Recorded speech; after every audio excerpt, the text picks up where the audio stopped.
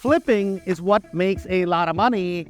That's what all the YouTubers keep saying. I was like, I have to flip. Make $1 million flipping houses. Share with you 4 benefits why flipping might be better than long-term renting. So what's the reality? So here's a property, 3222 52nd Street in Cicero. See, a lot of times they have theories, and guess what?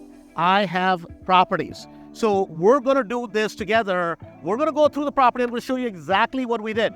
And then we're going to figure out, does the flipping make more money, or is it better to hold the property as a rental? So let's go inside. So welcome inside the property. This is a beautiful property at this point. It's a 4-bedroom, 2-bath. Now we added a bath, and this is a solid B neighborhood. Great neighborhood for a flip as well as for a rental property.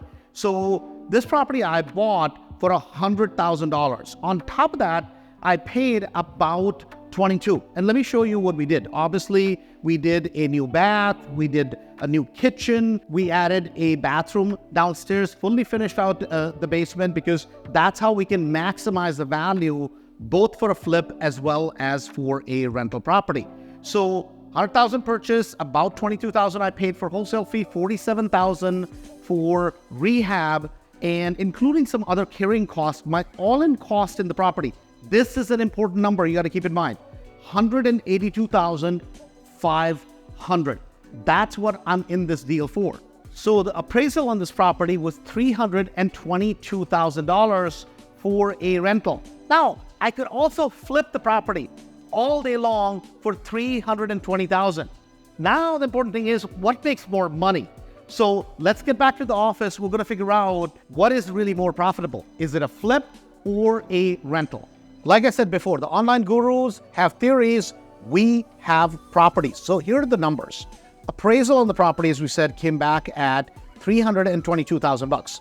75% of that you can refinance out. So I'll be able to refinance $241,500. Now, if I compare this to my flip numbers. So here are my flip numbers. All in cost, remember the number, $182,500. And net from sale, realistically, I'll get about $290,000. Now, most people would look at it and go, oh my God, Andrew, you're making $107,000 in terms of your profit. Well, not quite. Mr. IRS is going to come knocking. So at about 33% tax bracket minimum, you're going to end up with $70,000 in terms of profit.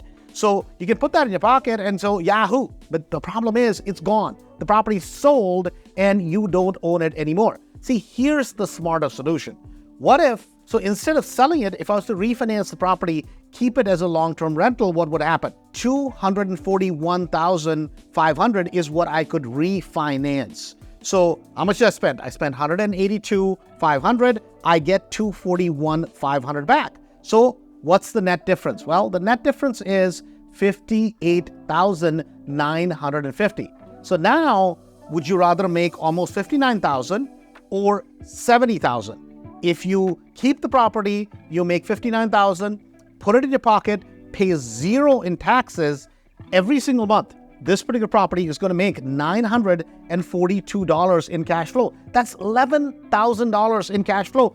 And you have $80,000 in equity in the property. So when you compare the flip versus a rental property, you can have your cake and you can eat it too as a rental property, because you get to make some money now, pay zero taxes, you get cash flow forever, and you have tons and tons of equity in the property. So I know the online gurus will say, well, it's all about flipping. Well, not quite. On some properties, it's better to keep the property and have profit forever, and you still get to make a profit on the front end, just as you would with a flip property. So whether you flip or you are going to do a rental, one is not necessarily better than the other. I actually like keeping the property as a rental property because you cash out, put some money in your pocket, pay zero taxes, and cash flow the property forever. But for some of you, it'll just be a flip property. So if you like this video, make sure you look at our other video